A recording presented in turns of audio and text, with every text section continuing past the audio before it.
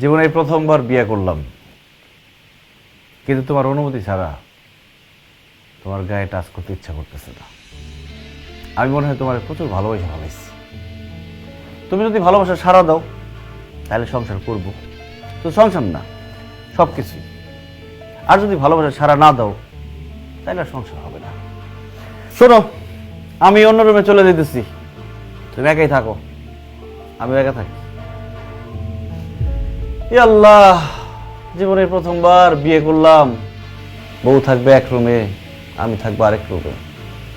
মনটা তো ভালো হতো কেমন। যাই হোক, থাকো, গুড নাইট।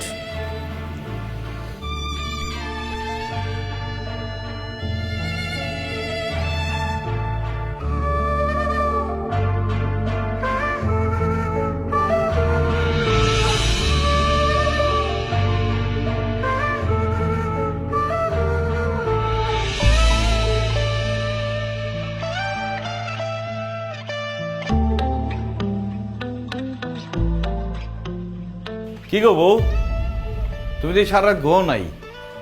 শোনো, আমি মানুষটা খারাপ হইতে পারি, কিন্তু অত খারাপ কিন্তু না। আমি তোমার জোর করে তুই আনছি, কিন্তু কোনো খারাপ কাজ তো করি নাই। বিয়া করছি বৈধ কাজ। আসলে কি হয়েছে জানো, আমি তোমার খুব ভালোবাসা ভালাইছি। আর এই পৃথিবীতে ভালোবাসাটা হচ্ছে সব থেকে পরিবর্তনশীল। যারা জীবনে তুমি আজকে সব থেকে বেশি ভালোবাসবা, দেখা গেলো কয়দিন পরে তারেই তুমি সব থেকে বেশি ঘৃণা করবা। আবার এখন যারে বেশি ঘৃণা করো, কয়দিন পরে দেখা গেলো তারেই তুমি সব থেকে বেশি ভালোবাসতেছ। হ্যাঁ ঠিক আছে, আমি কিছুটা খারাপ কাজ করি, কিন্তু আমি কিন্তু মানুষ হিসেবে এতটা খারাপ না। আমি কেন তোমার জোর করে বিয়া করলাম? আমি তোমার জোর করে বিয়া করছি এই জন্য, কারণ আমি তোমারে ভালোবাসি। আর তুমি বউ হয়ে আরেকজনের ঘরে চলে যাবা, এটা আমি সহ্য করতে পারব না। তুমি কি ভাবছো তুমি বউ হয়ে আরেকজনের ঘরে চলে যাবা আর আমি রাস্তায় দাঁড়ায় বুকটা ফাইটটা যায় গান শুনুন? অসম্ভব। বিয়ে শাদী শেষ, বাসর ঘরও শেষ, এখন তুমি বাড়ি চলে যেতে পারো। কিন্তু একটা কথা মনে রেখো, তোমার জন্য এই বাড়ির দরজা সবসময় খোলা থাকবে। তোমার যখন ইচ্ছা হবে তুমি চলে আসতে পারো। আর আমি খারাপ হই ভালো হই, আমি কিন্তু তোমার বিয়ে করা স্বামী, কথাটা মনে রেখো। কালুয়া, তোর ভাবিরে বাড়িতে পৌঁছে দিয়ে আয়।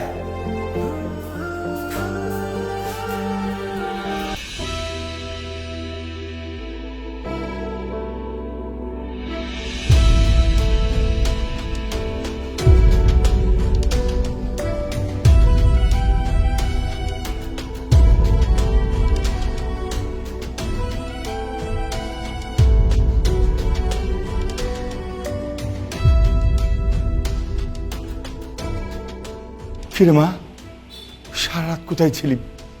আমি তোর টেনশনে সারা রাত ঘুমাতে পারি নাই। কত জায়গায় ফোন করলাম, রাজীব গুন্ডাটা বলে তোকে উঠাই নিয়ে গেছে। কি হয়েছে মা?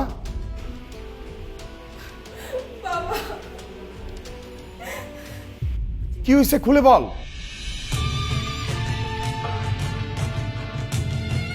কে আসছে? ওরে বাবা, আপনি আসছেন? কি ব্যাপার, একেবারে রাজকন্যা বিয়ের পোশাক আশাক পরে আসছেন? তার মানে কি বিয়ের শাদী শেষ? তাই এখানে কোন মুখ নিয়ে এসেছেন? আপনার তো শ্বশুর বাড়িতে থাকার কথা। শোনো, তোমার মেয়ে এ বাড়িতে থাকবে না, তাহলে কিন্তু আমরা মানুষকে মুখ দেখাতে পারবো না। এসব তুমি কি বলছো? কি বলছি তুমি বুঝতে পারছো না? আমি বাংলা ভাষায় বলছি। এই মেয়ে যদি এখানে থাকে তাহলে তুমি মানুষকে কি বলবে শুনি? খবরদার, তুমি একটা কথা বলবা না। ও আমার মেয়ে, এই বাড়িতেই থাকবে, কথাটা ভুলে যাবা না। আর আমিও তোমাকে একটা কথাই বলছি, এই মেয়ে এই বাড়িতে থাকবে না, এটাই আমার শেষ কথা। হাই মা, টেনশন করিস না, আমি দেখছি। আয় প্লিজ, তুমি না এখন চুপ থাকো। তুমি অন্য একজনের স্ত্রী। এইটাকে তুমি বিয়ে বলতেছো? আমি এটা বিয়ে ছাড়া অন্য কিছু বলতেও পারছি না। আচ্ছা ঠিক আছে, বিয়ে হয়ে গেছে আমি বুঝলাম, কিন্তু এই বিয়েতে তো আমার মত ছিল না। আমাকে তো জোর করে নিয়ে বিয়ে করছে, কিন্তু বিয়ে হলেও সে আমাকে টাচ পর্যন্ত করে নাই। স্বামীর কোনো অধিকার খাটাতে আসে নাই। এই, তুমি আমাকে কি ভাবো? হ্যাঁ, আমি বোকা? একটা লোক যে বদমাইশ গুন্ডা এলাকার, সে তোমাকে ধরে নিয়ে গেছে। জোর করে বিয়েও করছে। একটা তুমি তার ওইখানে ছিলা, আর এখন বলতেছো সে তোমাকে স্পর্শও করে না, আর ওইটা আমাকে বিশ্বাস করতে হবে। আচ্ছা শোনো, তুমি তুমি আমাকে বিশ্বাস করো। দেখো, অন্য কেউ বিশ্বাস না করো, তুমি তো আমাকে বিশ্বাস করবা, আমাকে বুঝবা। দেখো, এমন কথা বইলো না যে কথা বিশ্বাস করতে কষ্ট হয়। ফাহিম, তোমাকে আমি ভালোবাসি, কেন আমি তোমাকে মিথ্যা কথা বলবো? গতকালকে না আমি তোমার সাথে ছিলাম না, এখন তুমি সত্যি কথা বলতেছো নাকি মিথ্যা কথা বলতেছো আমি সেটা কিভাবে বিশ্বাস করবো? তুমি এগুলো কি বলতেছো? আমি ঠিকই বলতেছি। আমি আমি তোমাকে একটা কথা বলতে চাচ্ছি। আমার পক্ষে আর সম্ভব হচ্ছে না রিলেশনটা কন্টিনিউ করা। ফাহিম, দেখো, তোমার এই খবরটা শোনার পর আমার বাবা মা কেন কেউই বিশ্বাস করবে না। আর ওই বদমাইশ লোকটার সাথে তোমার সম্পর্ক ছিল কিনা, তুমি ইচ্ছে করে ওকে বিয়ে করছো কিনা, আমি সেটা কিভাবে বিশ্বাস করব? দেখো, আমি আর এই বিষয়টা নিয়ে তোমার সাথে একদম কথা বলতে চাচ্ছি না। তুমি ভালো থাকো। ফাহিম শোনো, আমার আমার কথাটা শুনবে তো? ফাহিম,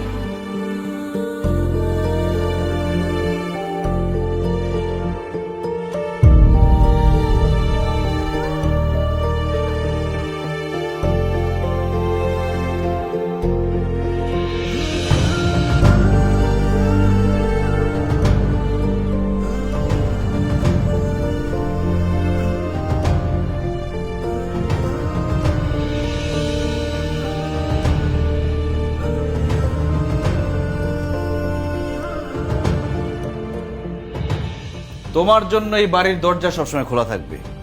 তোমার যখন ইচ্ছা হবে তুমি চলে আসতে পারো। আর আমি খারাপ হই ভালো হই, আমি কিন্তু তোমার বিয়ে করা স্বামী, কথাটা মনে রেখো।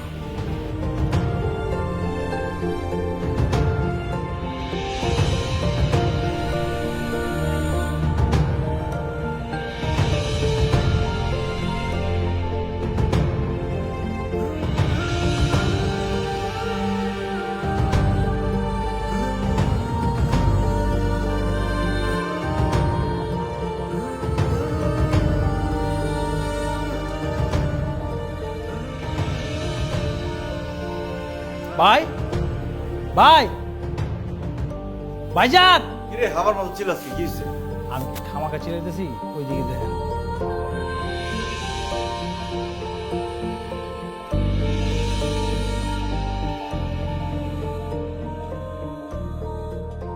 আমি কি স্বপ্ন দেখতেছি নাকি বাস্তব? আরে এটাই সত্য, এটাই বাস্তব, ভাবি আয় পড়ছে। চাই রয়েছিস কেন? ব্যাগ নিয়ে ভাবের ভিতরে ঢোকা।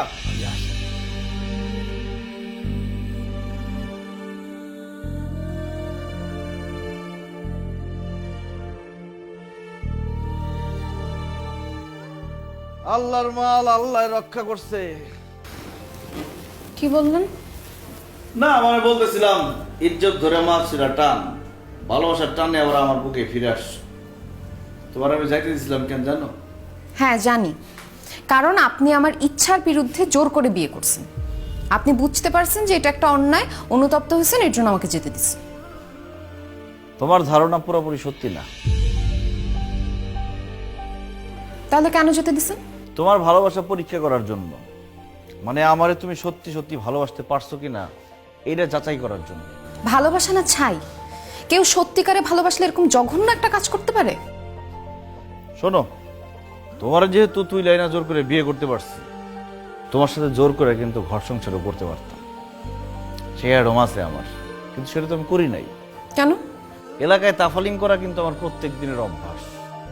তাই বলে যে আমার মনে দয়া মায়া ভালোবাসা নাই তা কিন্তু ঠিক না।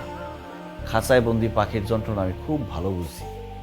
আমি চাই নাই তোমার এই খাঁচায় বন্দি পাখির মতো রাখতে।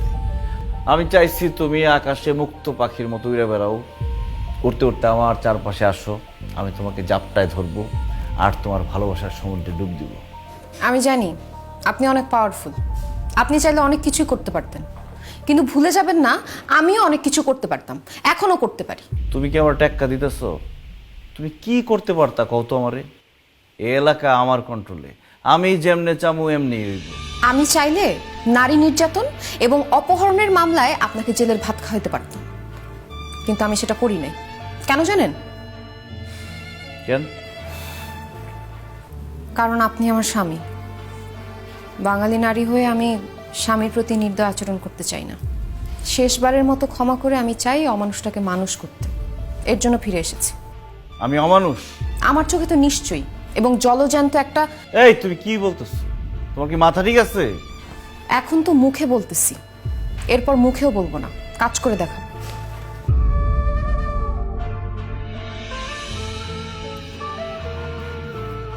লাবণী, লাবণী।